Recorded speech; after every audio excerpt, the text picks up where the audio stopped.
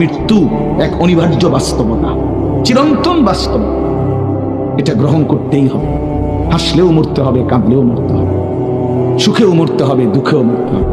রাজপ্রাসাদ আর অট্টালিকার মানুষটাও মরে যাবে। জীর্ণ কুটিরে যে লোক থাকে, হ্যাঁ, সেই লোকটাকেও মরতে হবে।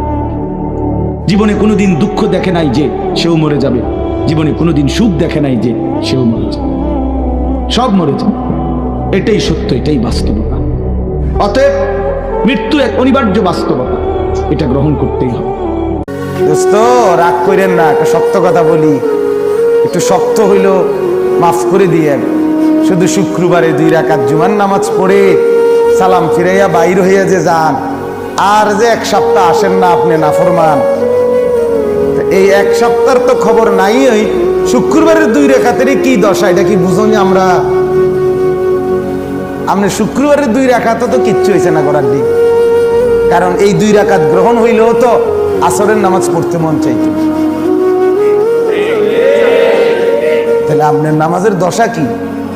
হ্যাঁ, আপনি হাজিরা দেন আইসা আল্লাহকে বুঝান, ঠাট্টা করেন আল্লাহর সাথে, মস্কারি করেন আল্লাহর সাথে, আল্লাহকে সোজা মনে করছেন, বোকা মনে করছেন। নাউজুবিল্লাহ। কি ভাবছেন মিয়া, কি ভাবছেন?